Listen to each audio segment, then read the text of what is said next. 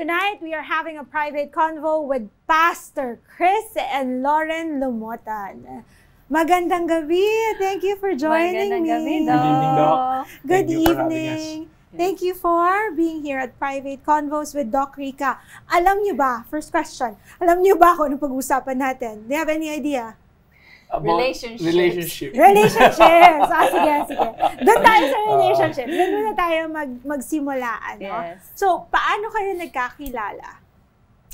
Okay, maganda. Kami po nagkakilala kami sa through modeling. Yes. So, through We did a commercial together. Equal commercial. Yes. Tapos magpartner po Magpartner kami doon. And that time, ako po, I had a girlfriend. Meron din po siyang boyfriend noong time na yun. And we didn't expect... Tingnan mo yung mukha ko. Hindi ba kayo nagkasala? Hindi. Akala ko nga noon tibusya doon sa commercial Kasi medyo boyish siya kumilos. Pero after 2 years, nakita kami ulit through a commercial, tapos ako, Boracay, sakto single na kami pareho. Yes. So yun na yun. Doon na nag-start lahat. So nakita mo siya sa Boracay? Yun. Tapos tinanong mo, single ka na ba? Ano nangyari? Nagkakitaan ka. Alam mo naman, di ba natin may Labor Boracay? So every Labor Boracay talagang grabe din. So hindi ko expect na makikita ko siya doon sa dami ng tao, di ba? And si Lord na talagang, Totoo. match made sa amin dalawa. So, kahit di ko talaga siya type, Doc, at first. Kasi mga afam po yung mga Yung type niya? Mestizo. Kasi niya, ano ba siya? Iranian. Iranian, Naglaking LA po kasi siya. So, mestizo ang gusto niya, hindi expect na Pilipino. Pero si Lord gusto sa kanya Pilipino. Kahit gwapo siya, parang barkada lang talaga yung trato ko sa kanya, Doc. Ano yung nagustuhan mo at sinabi mo, pwede na to? No, that time kasi may abs ako nun, kaya siguro, sabi niya, pwede na. Hindi kasi siguro, Doc, I loved his heart. I love how he thinks. So, yun yung isang bagay, pati siya talaga. He has substance whenever I speak to him. Parang, siya, very, parang interesting yung mga conversations namin during that time. Ano yung parang sinabi niya sa'yo that got your interest? Unang sinabi, anong pick-up line niya? Wala naman talaga siyang pick-up line, Doc, talaga, he's real lang siya sa mga nararamdaman niya. Hindi siya yung tipong itatago niya kung ano man yung feelings niya. So, very brave siya to really speak what's in his heart and in his mind. Wala akong pick-up line ng Doc, pero binakurang ko na. Kami sa may gano'n yung parang binabakurang mo na. Yung parang di halata, pero binabakurang mo na siya. So, yung tipong may titingin, parang gumagano'n ka na. So, yun. And that got you? Nung binakura niya ako. Binakura ko siya. Actually, Doc, sa totoo lang, kasi when I was living a very sinful life before I became a Christian, talaga parang rebound guy. Kasi, dahil I was with my ex-boyfriend during that time. Tapos, sobrang heartbroken ako. So parang inisip ko, what happens in Boracay stays in Boracay. Or, usually ganun. Ganun yung mindset ko before. Teka. It's living a very sinful life. Yeah. That's what happens in Boracay stays in Boracay. Yeah. Pwede ba natin pag-usapan yun? Actually, sa Boracay, to be honest, Doc, nung time ng Boracay days I don't know about her, but ako kasi noon, galing ako sa long relationship too. Yes, matagal. 6 years, I think. Wala na akong plano talaga munang pumasok sa ganun. So, kasi matagal mo nang ginawa ilang years. Oo. Yung bababae. So, that time, nung nakita kami, usapang total, nasa naman tayo. Wala nangyari. Wala nakikinig. Tayo tatlo dito, di ba? Wala nangyari sa amin doon sa Boracay. Usually, di ba, pag sinabi mo what happens in Boracay, stays in Boracay, may mangyayari sa inyo na. Yung sa amin, wala talaga. So, there was no sex, No.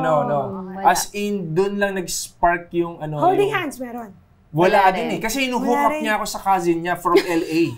From Vegas. Okay. Iba nga yung type ko di ba? Oo, hinuhook up niya ako literally as in, alam mo, parang... Bakit wag ka sa akin? Parang ganun. So, weird. Pero, nagkaroon kami ng talagang pure communication. Pagbalik na after Boracay, doon na kami nag-cruise talaga yung landas namin na lagi kami nakikita. At doon na nag-develop. Yan. Okay. Pero wala pa rin nangyari. Hindi, meron na. Oo. Yun lang. Yun lang. Meron na. Which, Palagi kayong magkasama. Oo. Parang nililigawan mo ako na hindi ko maintindihan. Bakit hindi ka maintindihan? Kasi, ano ginagawa mo? kasi di ba pag ganun, usually, wala. Naging aggressive ka. Oo. Kasi pagka ganyan, di ba? Kaya lang nawawala yung inumin ko eh.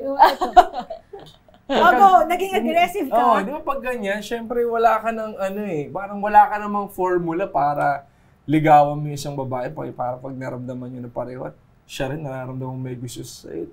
Doon na yun, di ba? So, pero minadali mo rin yung relationship. Oo, minadali ko na. Which led to a breakup sa amin. Naghiwalay kami. Technically, naging kami, pero naghiwalay kami. Ano, may gusto nang sabihin. Ano gusto mo sabihin? Hindi, sabi ko, hindi nakita yung mukha mo. Hindi, okay lang yan. Kailangan daw i-blocking. Hindi, okay lang. Hindi yun. So, yun, naghiwalay kami nung time na yun. For a month. Yun, just doon naman na... Kasi madami ako nakitang red flags. Ano yung mga red flags? Sige, please. Controlling siya. Okay. Tapos, may one time, ganyan. parang na-neglect niya yung family niya. Yeah. So, ako, very family-oriented ako na tao. So, sabi ko, pag ganun siya sa family niya, so that's the way he will treat me if I become his wife. And I thought na parang men cannot change overnight. Yeah. So, I wouldn't expect him to change as well. Grabe yun. Anong ginawa mo? Alam nyo, something that I've realized on time namin, which part ng maturity ko, I didn't expect na meron talaga akong blind spots na ganun.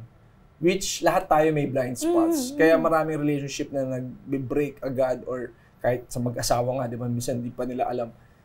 Pag hindi mo na-identify yung blind spots mo, hindi ka nakinig doon sa tao nagsasabi sa'yo, no? Which malalaman mo yung blind spot mo doon sa nakakasama mo 24/7, which ako siya, kasama ko 24/7. I didn't expect na selfish ako, manipulative ako. I didn't expect na controlling ako. I didn't expect na na-neglect mo yung na-neglect ko yung family ko. I thought all the while, normal na lang sa amin yung ganun. Nakita niyo, na-observe niya ako eh. Na kinikita ko yung family ko pero wala akong attention sa kanila. And hindi siya ganun eh. Very much family-oriented siya pinalaki. Kaya dun pa lang, nung sinabi niya sa akin yun, na-caught off guard ako.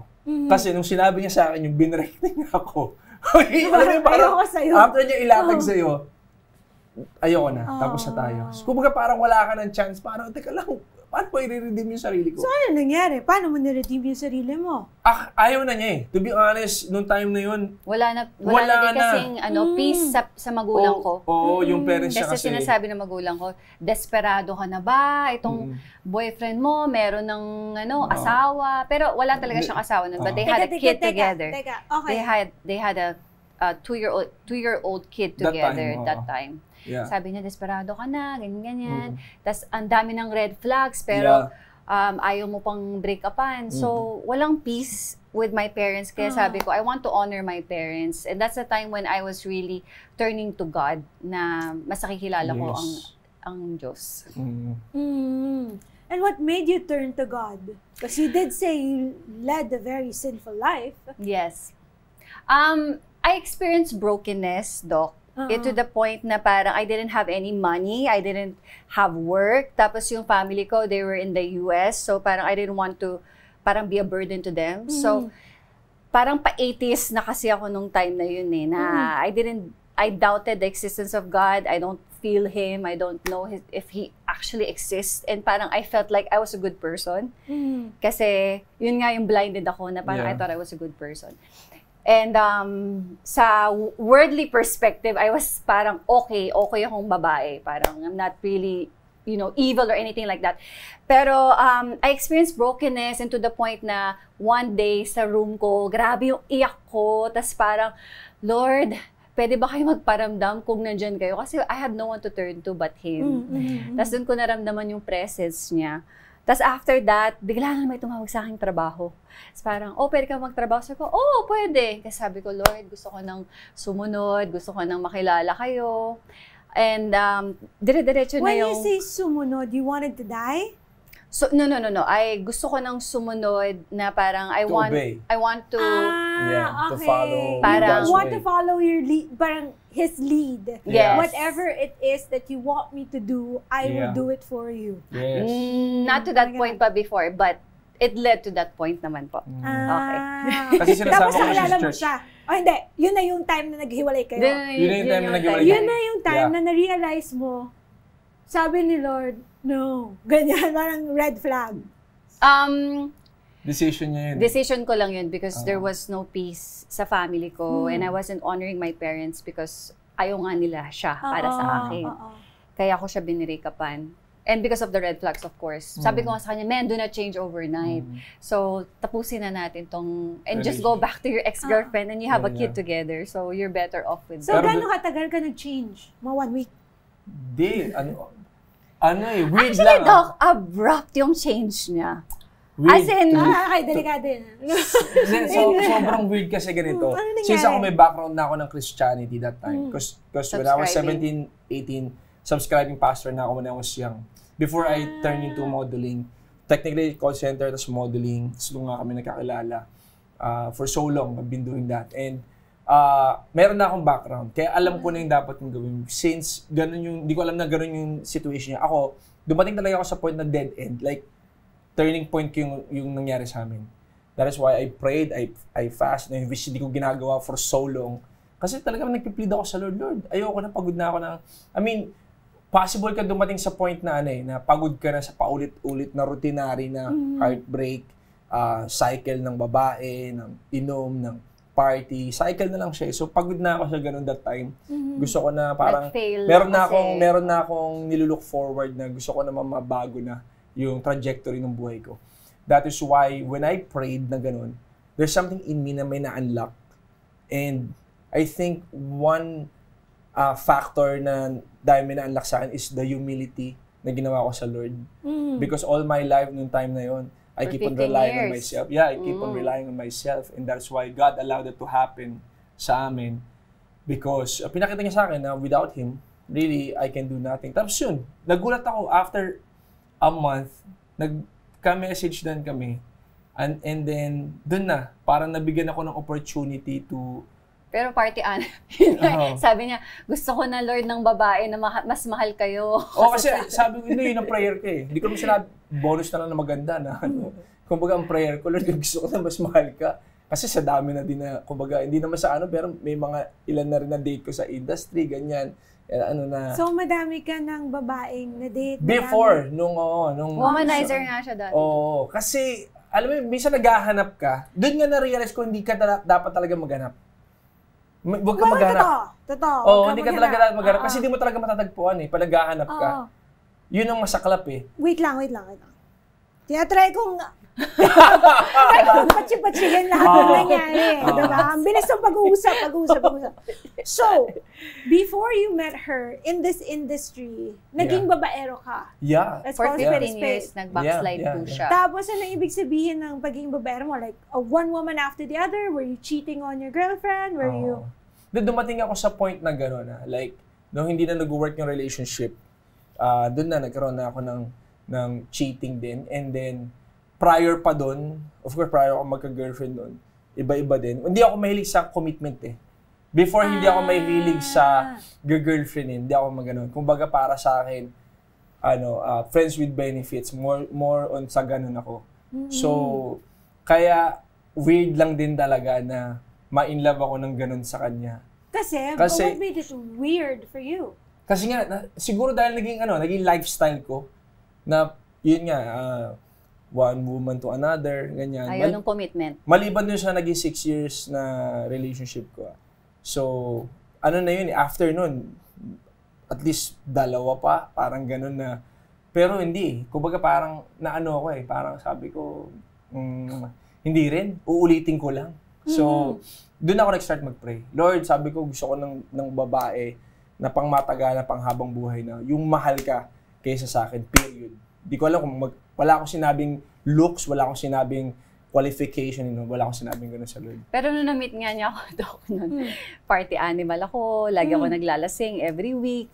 So parang sobrang layo dun sa dinidesire ng heart niya. Pero si Lord na bago, kasi sinasama ko sa church. Okay. Noong time na yun, nag-church na ako sa CCF, and then like ko siya sinasama every Sunday. So from there, nakita ko sa kanya yung change din. Nagkaroon siya ng hunger, nagkaroon siya ng curiosity. Siya pa minsan nag-aaya sa akin. So nakita ko yung abrupt change din sa kanya. And that made our relationship, nung nagkabalikan kami, much more healthier. Which, of course, maraming challenges pa rin, pero ang galing lang dahil naiba yung, there's this certain maturity na natweak sa aming dalawa. Na dun ko nakita na both of us are growing together in terms of our perspective and especially dun sa aming spiritual life. Together kami, lumalago. Yes. Kaya yun din yung nag sa akin na I believe siya talaga yung babae na gusto kong pakasal. Sa akin nun, syempre, hindi niyo pa alam yung time niya. In my heart.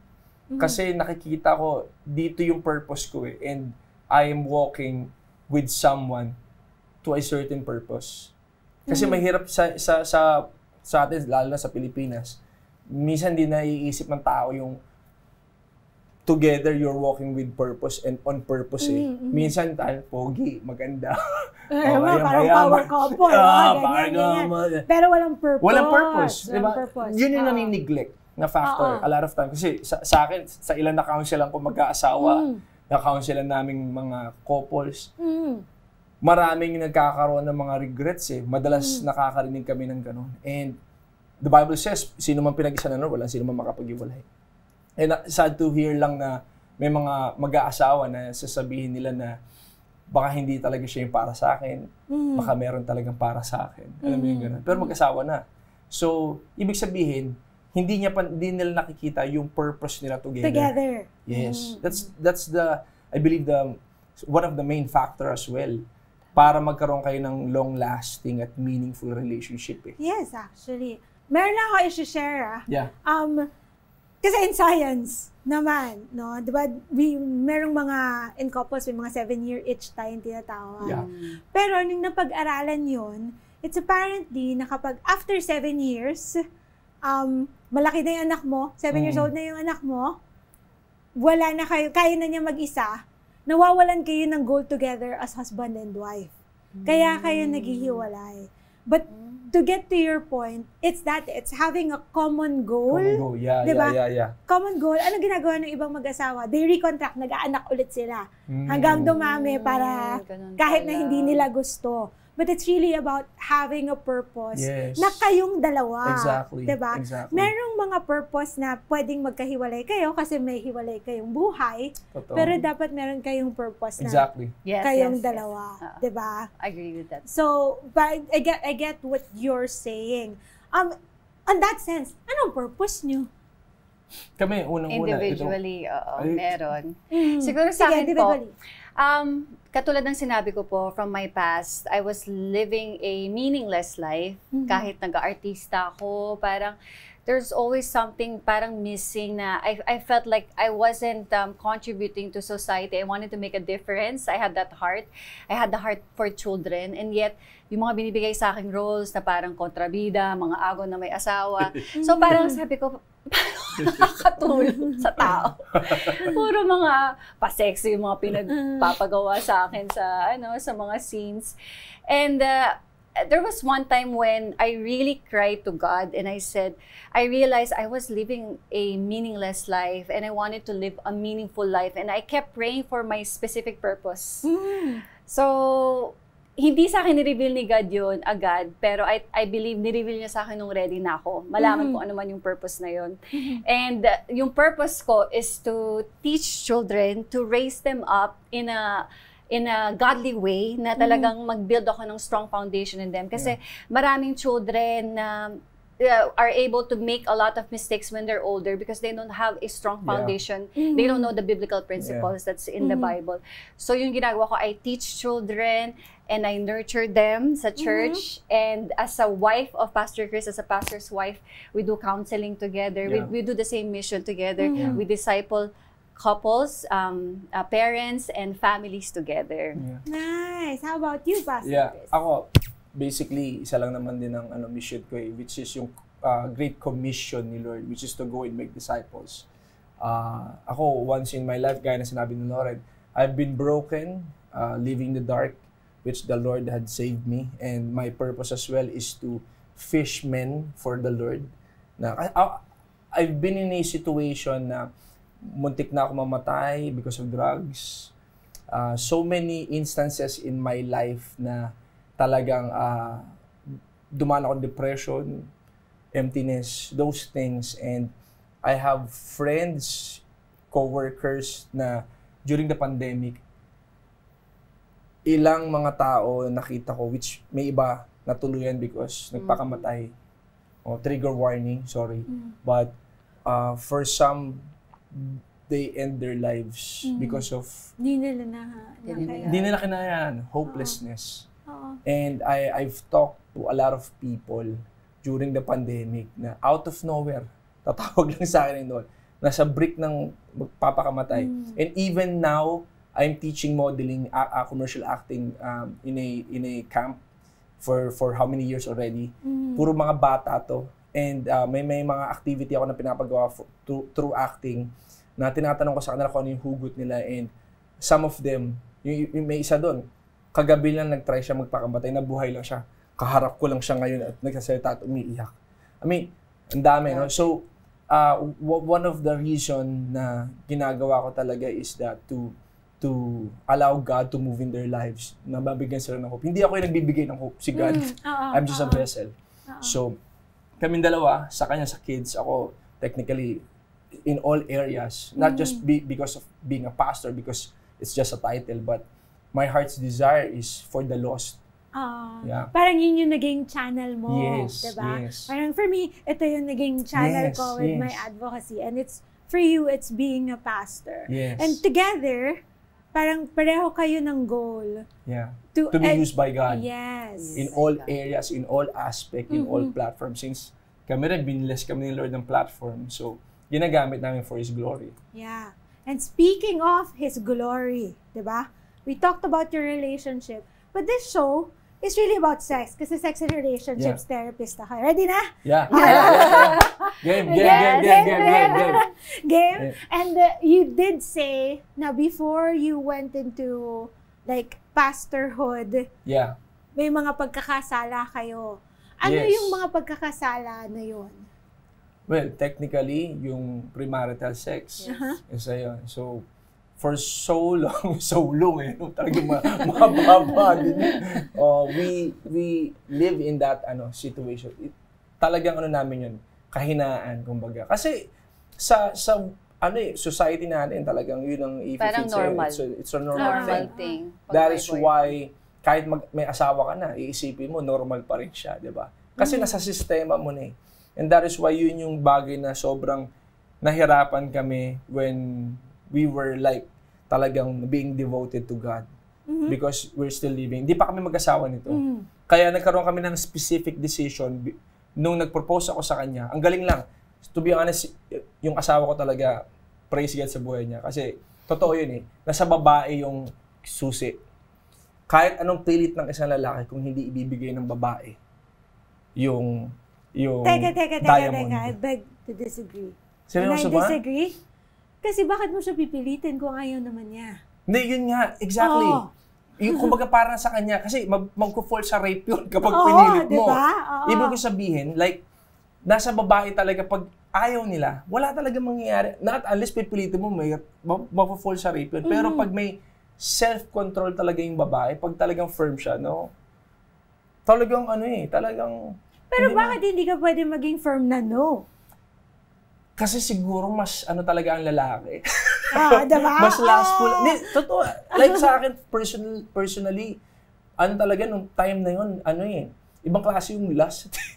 Yun ang weird. I don't know, siguro kasi bata pa lang ako, na-expose na ako sa pornography and all. And I believe may factor talaga siya. Kaya ganun. So, yeah, but I think what I'm trying to say is the responsibility of not having sex will not merely fall on the women. Yes. It should also fall on the man, di ba? Yeah. Kasi kung pipilitin mo at magno-no siya, talagang magno-no. Pagka pinilit mo, rape yun. Yes. Pero, kung alam mo na ayaw na niya to begin with, di ba? Yeah, o meron ka rin control sa sarili mo na, teka, magkakasala ako, hindi ko to gagawin. Totoo. Hindi mo na i-cross yung boundary na yon. Tama Ang ba? Ang mali lang lalo sa time namin is that dahil nagkasundo kami mag-abstain, nagtatry kasi ako parang kumbaga live-in setup. Yun yung mali. Kaya ako talaga, I don't encourage people, kahit yung mga kinakasan na mag-jowa na mag-live-in. Kasi yun yung part na matatempt ka to fall, kahit sabihin mo ayaw nyo, mas malaki yung chance kasi ma-fall kayo because tabi kayo matulog. Kasi parang you're putting yourself in that situation and you're giving yourselves that opportunity when it's not within your sexual value. So, wag na lang, diba? Parang kung hindi nyo gustong mangyari, wag na kayong pumunta. Yes. Lalo na kung hindi nyo alam kung kaya nyo bang pigilan o hindi.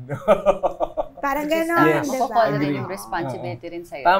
Tama yun, Doc. Maganda yun. Magpo-fall talaga sa man. Kasi dapat talaga, which technically, si Lord dinesign talaga ang man to be the leader of the family. So kung hindi mo talaga kaya i-control yung sarili mo to lead yung mapapangasawa mo, not to fall sa ganun. Tama yun. Ako, lesson din sa akin yun. It's been a lesson. It's been a lesson to me as well. Kaya magandang ano yun, magandang realization din. So ngayon mag-asawa na kayo, diba? Yes. Legal na lahat. Legal! Legal. But what I want to know, and tell me if it's a misconception or not. Kasi nga, like Christian values are very strict traditional values. No sex before marriage, like sex should not be, parang for a lot of people, diba, pag tinignan mo yung sex, it's like, no, madumi, it's only when you get married. But what happens kasi when you get married, then you're expected to serve your husband, diba? And have sex with your husband, hindi mo na alam kung anong gagawin. It just so happened that you had experiences beforehand that may have helped you. But for those who have no experiences, how do you counsel them to manage it? Para sa akin siguro, importante po, Doc, yung open communication and transparency. Siguro maganda talaga na magiging vocal yung babae. How she wants to be pleased or kung ano yung mga ways na she would get turned on. Kasi sometimes, di ba, pag yung babae, hindi sila ganun kaagad na to turn on. Parang kailangan affection muna, magyakap-yakap muna, mag-usap muna, ganito. So, siguro, ano lang, being open about how their husbands could please them. Tama ba yung sa tanong sa sagot? Para pagkakaintindi ko sa tanong is... bakit mo ka ni-question yung sagot mo? Hindi, ito pa isip ko. Okay. May question yung sagot mo rin. Napaisip mo, nag-iisip kasi ako yung sasagot ko. Sabi ko, okay. Ikaw, sige, ano ba yung sagot mo? Baka yung sagot mo mali. Hindi, baka ako pala yung mali. Hindi, baka ako pala yung mali. Hindi kasi nasa isip ko, yung pagkakaintindi ko sa tanong. Sa mga couples daw na wala pang experience. Ano yung...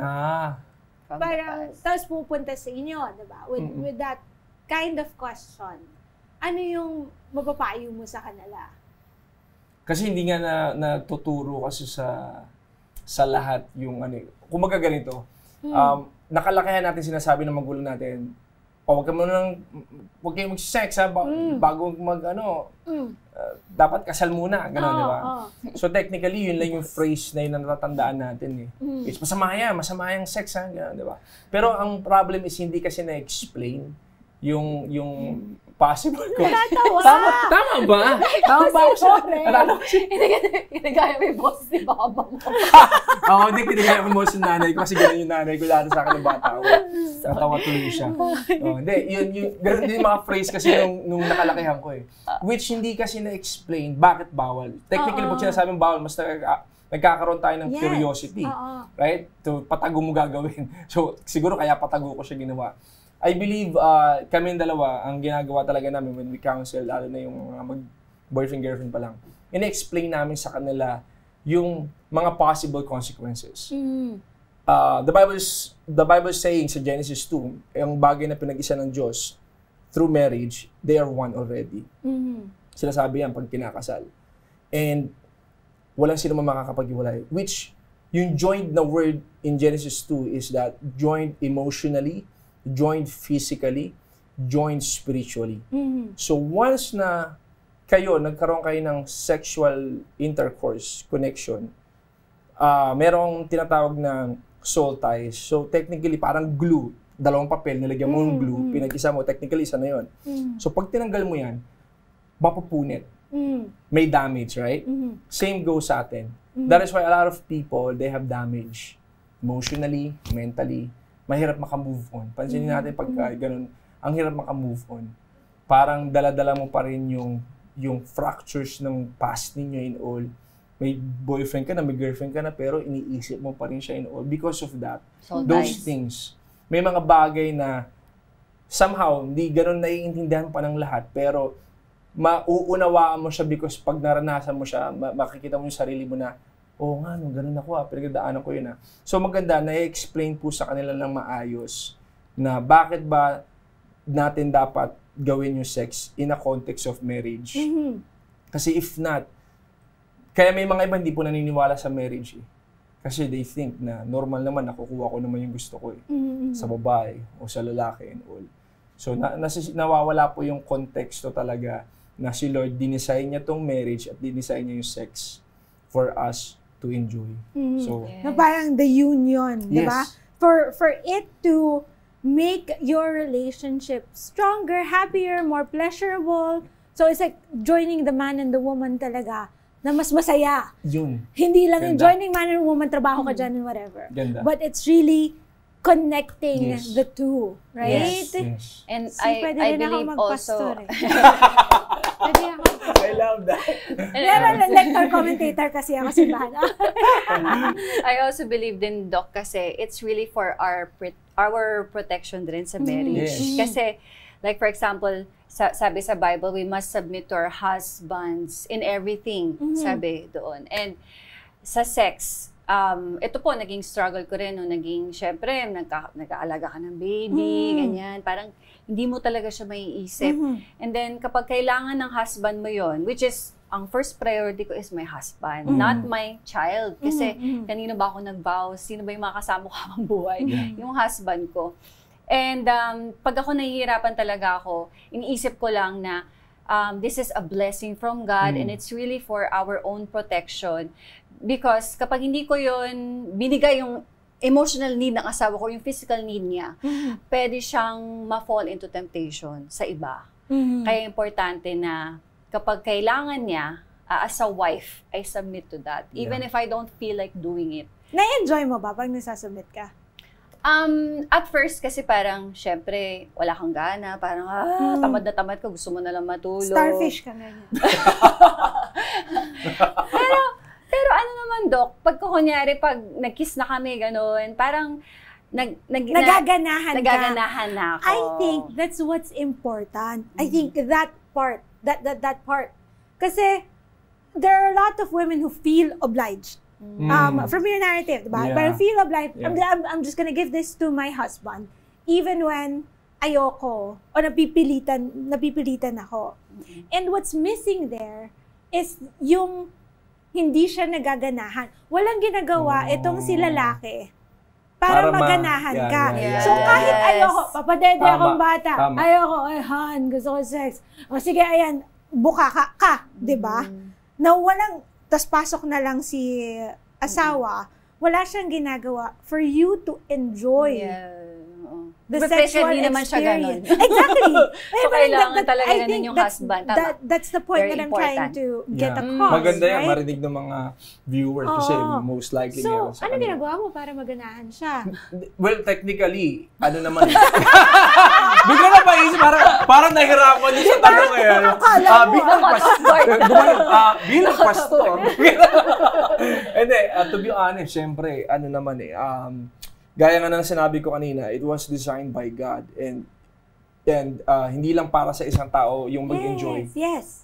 Kasi the wrong conception o the wrong perspective ng maraming mag-aasawa is that ang importante si lalaki makapag-release. But it's wrong. Oo. It takes two to tango. I mean, kailangan both of you really enjoyed yung sex o yung making love. Mhm. You both make love together. Yes, Not making just love. one Selfish, person oo. na Selfish lang. magiging selfish ka just to release. Kasi Tama. ano ko ngayon, ganito, tagal na. Oo, na parang, Tapos, kailangan ko. So, kailangan, bigay mo sa akin. No. Feeling ko yun yung misconception Because I really think that sex, from a religious perspective, is such a good thing. Yes. It's such a blessing. Yes. It's just that there are misconceptions along the way that Yes. make it bad. Yes. Tapos yun yung mga little nuances, like Exactly. what I just pointed out, Tama. na nawawala dun sa storya. Mm. So, hindi mo pa rin sinasagot yung tanong ko. What do you do para maganahan siya? Okay. Siguro, Kaya importante yung kaya po importante yung open communication kasi part ng culture namin yun Meron kami open communication. Tatanungin mo talaga sa asawa mo, ano yung mga bagay na gusto niya when it comes to making love? Ano yung introduction to body, to climax, to finish? Kailangan bilang lalaki, alam mo yun. Kasi pag hindi mo alam yun, then you're missing out. Ibig sabihin, wala kang proper communication sa asawa mo in terms of intimacy. Sex is, you being intimate together. So, when you are intimate together, kailangan meron kayong intimate conversation as well in terms of knowing one another. Ano ba yung gusto ko? Alam niya kung ano yung gusto ko. Alam ko rin kung ano yung gusto niya. So, yun yung ginagawa ko. Yung mga bagay na yun. When it comes to sa kissing, when it comes to yung mga bagay na yun, importante yun. That makes her aroused. Yeah. Yun. Pati nga, Doc, meron ako mga ibang friends na nawawalan sila ng gana sa asawa nila. Parang, ayoko makipag-sex sa asawa. Kasi parang ginagawa daw silang parang sa porn na parang parang sinasaktan sila or parang sobrang rough daw, wala na daw gentleness. Hindi nila na-enjoy. Para silang ginagawang... silang kaming ganun. Oo, kaya parang sobrang wala silang gana kasi hindi nga sila they're not getting the pleasure that they want from their husbands. And that's so sad, no? Exactly. That's really sad, I believe. Kasi nga, dapat sex is for the both of you Exactly. Sex is for the both of you. And if you enjoy it both, ang ganda nung magagawa nito dun sa relationship niyo. Tama. So much so na mas you feel closer with each other, di ba? The relationship becomes stronger na kahit ano pang temptation yung meron dyan. I don't care, I'm enjoying this. Totoo yan. Diba? So, sobrang importanteng pag-usapan nun. But given that context, no? Do you have children? Yes. Yeah. So, how This do is you... second one. Oh my gosh, you're pregnant! Pangalawa. Congratulations! Di namin in-expect. Yeah, Pangalawa siya. Yung panganay niya, ilang taon na? 2 years old. 2 years old. So, parang in that context of family, how do you plan to discuss these very important things to your children? Siguro yung napapractice nga po namin, like I've said kanina po, yung open communication and being transparent about everything from past, present, and our future plans. We want also our children to do the same to us. Siguro imomodel namin sa kanila so that they're able to really, we want them to feel safe. Na kahit ano man yung maisip nila or nararamdaman nila, hindi namin sila ma-judge, that nothing is off limits. And we want to be the parents who would tell them what sex is really about biblically. Yeah. Kasi kung hindi sa amin maririnig ng mga anak namin patungkol sa sex, saan nila yun maririnig? Di ba? Actually, Pwede na marinig sa... Social Mapapanood nila sa media, napagbukas mo na ng social pornography, nila media. ganito, sa mga friends nila, or kung sino man yung magsasabi sa kanila. And ikaw, paano mo ba sasabihin? Alam mo, before ko lang sagutin, nakakalungkot lang itong generation, itong time na to. Kasi because of social media, grabe na talaga yung pabata yung nagkakaroon kumbaga na-expose sa ganyang klase na ano. Kaya, na hindi tama yung information. Kaya maganda na sa loob ng bahay po talaga manggagaling. Lahat na nangyayari ngayon sa bansa, ang lahat ng root cause niyan nasa loob ng bahay. So same goes with sex. Kailangan sa loob ng bahay na ituturo po talaga yan. And malaking factor po ang mga magulang for them to really teach their children yung proper way, yung tama, kung ano ba talaga yung tamang concept. Hindi lang yung phrase na masama yan, bawal yan, gano'n. Kasi lalo nagkakaroon ng curiosity eh. Ano ba talaga yung konteksto, bakit ba siya hindi dapat ginagawa outside marriage. So, kami po, yun ang goal namin paglaki ng mga anak namin, really to be open about it. Kasi since open kami, yun yung isang bagay na ginagawa namin ngayon. Pinapractice namin is the openness so that we can be open to our children as well as they grew up, especially sa mga sensitive na topics like sex. Oo. So, and I actually agree. I agree 110%, 1000%. Kasi when I started talking about sex publicly and teaching about sex in college, I said, oo, tama, tuturuan ko itong mga batang to in college. Pero pagdating sa bahay, kung yung mga magulang nila, iba yung sasabihin, iba yung wala iba na naman. Nakikita. Iba yung nakikita, wala. Tama. So, I made it a point to talk to the parents. Ganda. For them to be able to talk to their children about sex. Yes. Kasi nga, katulad nung sinabi mo, kung hindi sa kanila manggagaling sa porn, manggagaling sa internet, everything. Mga 5 years old, 6 years old, 7 years old, ang daming nakikita, diba? And dun sila mapapariwara. Exactly. Yung mga misconceptions, yung mga iniisip, ay masama yan, ay exciting yan, so I'll just do it on my own, itatago ko. Dun nagkakaroon ng risky behaviors when it comes to sex, diba? Kasi nawawalan sila ng sexual values. Yes. Kaya napaka-important na yung mga magulang talaga yung nagtuturo sa ating mga anak. And they themselves should feel comfortable talking about it. Talking about that, hey, we are your parents. Yes, we have sex. I'm gonna have like another, diba? Another child. Hindi naman to bigla nang dinala ng stork. Stork kasi, dati actually yan, sabi sa akin, napulot lang ako sa tae ng kalabaw eh. Di ba yung mga ganon? Basura kita lang. Yung mga ganon narrative. Kailangan palitan na natin. I do have the Unprude app. Unprude app. The Unprude app, the developer who made this app, hi Nicole, as Nicole Bernabe. She's actually she's Christian. So, that's also part of her advocacy for sex education for the Christian groups. So much so that we have modules here on the biblical perspective of sex. Yeah, so we're gonna Unprude app. UNPR UDE. I will invite you to have a module here. Yes. Kasi that's the point talaga. That's the point. To get into the culture, talk about sex from our sexual values, different values, para mawala yung misconceptions. And having said that, we also have activities in the Unprude app. One of the activities is the couple cards. Okay? Couple cards. We are going to play. Ano ba ang couple cards? We have questions here that you can ask yourselves as a couple, and then you have to answer. Okay.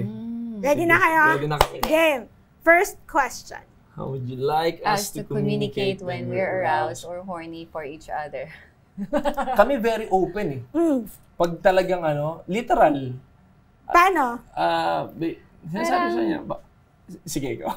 Ewan ko, siguro love, Parang Ano ba? love, Kalabit? Wala ka nila love. Or parang, Ganun. May tawagan kasi kami. mahal.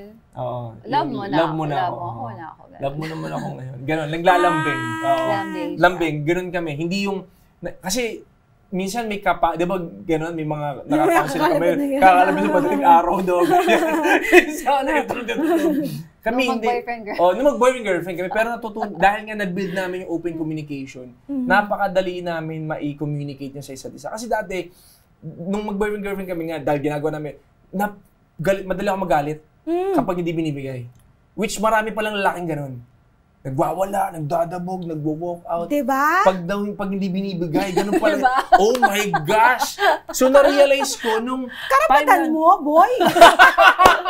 Hindi, totoo. Hindi yun tama eh. Like, kaya doon papasok yung lalaki, sa mga lalaki po, makinig po kayo mabuti dito. Doon papasok yung pag-lead nyo sa babae. Which dapat ikaw mismo, you lead by example by being open to your wife. And your wife will be open to you as well. So, yeah. So ganun yung tawagan nyo. Parang love mo naman ako. Love Alam nyo na yes. isa sa inyo aroused. Or Yes. gusto nyo na makipag-sex. Yes. Next is, What's something you think I do? what's something you think I do well in bed? Kaya nyo yan. May asawa kayo. Pleasing me. Pleasing. Yun na lang. We please each other because yung alam namin yung gusto sa isa't isa. Actually, sa totoo lang, parang first time namin every time. Praise God. Yun talaga. Yung By feeling. the grace of God. Parang lagi namin first time. Yun yung kagandahan. Weird lang, pero kung weird sa mga makakarinig ito. Pero ang galing lang. Laging parang first time namin. So parang may excitement, may sarap, may mystery, may... Yun yung kagandahan ng pagsamarried. Binibless talaga ni Lord. Yung faithfulness, loyalty sa isa't isa. Yes. Parang that connection. Clear conscience, as in... Yeah. Next question. Foreplay is... For me, foreplay is... Talking and being affectionate with me. Nag-usap tayo. Natulala yun. Ikaw, ano? Sa akin, really pleasing your partner when it comes to foreplay. When it comes to... kissing, the touching, yeah, kissing, the touching, yeah. Kasi yun naman, biblically speaking, yun din naman ang gusto ng Lord eh. Ma-please ang bawat isa, kaya niya nga din-design yun eh. So, yeah. Diba? I mean, diba there's a whole, what do you call that, psalm about sex? Yes. Right? Solomon. Pero siyang... My biggest turn off is... Siguro... Patungkol sa sex ba yan, Doc? Or patungkol sa... Kahit in general? Siguro pag hindi... which hindi naman siya ganito Pero ako before, pag hindi hygienic yung babae. Hindi naliligo, ganyan. Hindi kasi may mga kilala akong ganun dati. Binuking sa TV. Totoo naman. Hindi siya yun very hygienic yung asawa ko. Pero may mga babae talaga na hindi sila hygienic. Sa totoo, yung talagang di pala sila di pala sila maligo na tao. Hindi naliligo, hindi nagtututbrush. Tamad. May katamaran. So nadadala nila talaga pag familiar na kayo sa isa't isa. That's the danger. Ikaw? Sa akin, womanizer. Kung womanizer, ako sobrang turn off ko na baero kahit sobrang gwapo, everything, mayaman, wala akong pakialam. So talagang binigay siya ni God sa'yo. Yes. Para matutunan mo ang forgiveness. Yeah. Sabi ko sa inyo, pwede ako magpastor. Diba? Pero never pa naman siya nag-cheat sa akin. Sa past niya, so... Sige, tolerance. Pero maraming forgiveness sa ibang aspect. And lastly, dahil sabi mo, hygiene ang gusto mo. Would you rather burp? Would you rather burp or fart audibly every time you orgasm? So kapag mag-orgasm ka, ano mas gusto mo, mag-burp o umutot? Ako mag-burp. Ako, loko-loko ako siguro mag-fart ka lang. Loko-loko kasi ako minsan eh. Kami, ma-joke kami pareho eh. So, we do yung mga bagay na hindi kami nagtatag. Pero never pa naman Pero yun nga, if ever man, fart na lang para maiba. Sa akin, burp. burp. Amoy longganisa. Tapos kumain ng longganisa pala. Oh, okay na. Nag-orgasm na eh. So, okay ka naman. Ito na. Super duper last. Something about you that turns me on is... Something about you that turns me on. Sa akin, You talk to each other. humility. Sa akin, her being loving really turns me on. Kasi sobrang loving niya eh, sweet niya. So, talagang... Pakis nga. Yeah. Sige, go! Go, please! Kaya siguro yun din ako. Like, sa kanya, parang lagi kaming first time namin, parang ganong feels. Kasi nga, loving talaga yung wife ko. So, ganun din ginagawa ko sa kanya, being loving. Ay, siguro sa kanya, sobrang passionate niya. Mm-hmm. Yun. Hindi nawawala yung passion niya. Yun yung bagay na pinapractice yung parang feeling namin. ko, mukha pa ba akong attractive? Kasi nga, I gained so much weight, pero still very passionate pa rin siya. Yun yung siguro maganda na ma-share namin sa lahat, that i-maintain nila yung ganun. Kasi minsan yung familiarity, yun yung dangerous eh. Asawa ko na kasi. Kasama ko na tumatulog eh. Diba? Pero hindi eh. Dapat binibreak yung ganung mindset eh. Yeah, na dapat may passion dapat pa rin. Dapat kung ano yung paano mo siya niligawan. Yun yung challenge kasi, madaling ma-fall, pero mahirap i-maintain. Maging consistent. Being in love. Yun yung challenge eh. That is why you need to figure it out how, which of course, mapoproduce lang yun through the love of God. Yun din yung sa amin. That's why, di nawawala sa amin yung devotion, di nawawala sa amin yung time namin talaga together as we pray. Yung mga maraming factors, hindi lang naman syempre yung nakakatingin na physically, no. In so many ways. Even challenges, even disagreements. Yung mga hindi magaganda, nataturn nyo sa maganda because yun yung love. That's true love. Hindi siya it's all about lust or it's all about parang dahil mayroon kang batayan. No. It's about in totality.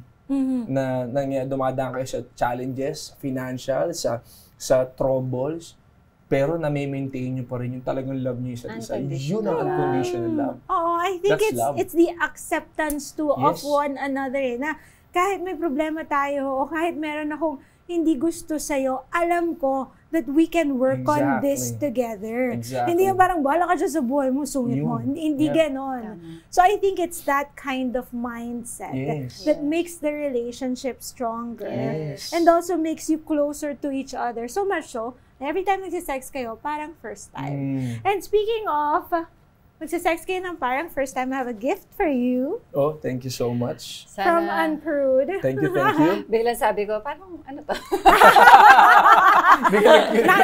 Curiosity. Okay. And I would want to invite you to talk in the app. Yes, Yes, definitely. That's the goal. That's really the goal. Talk about sex from culture, from your sexual values, so we can educate more people and get rid of the misconceptions.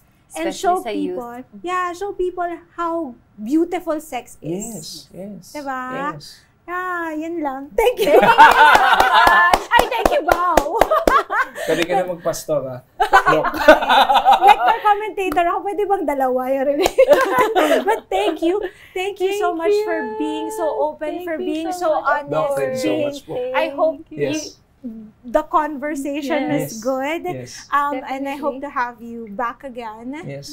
Diba? Ibang conversation naman. Mas deep. Thank you, Pastor Chris and thank you so much, Doc. Thank you, Doc Rita. Meron ba kayong ipopromote? So far, wala na. And invite people to your church. Yeah. We want to invite you guys every Sunday, 10 a.m. sa Rebuild Church. December 24, magkakaroon po ng Christmas celebration sa Fairmont Hotel. So starting January, Fairmont Hotel Makati, Rebuild Church. 24. Visit us. Hope to see you guys. And there you go. Catch your private convos weekly here on One News. You can also check out the long conversation on Spotify, YouTube, and Google Podcasts. I am Doc Rico Cruz, and this is Private Convos. We are One News, all sides, all the time. Yay! Grabe,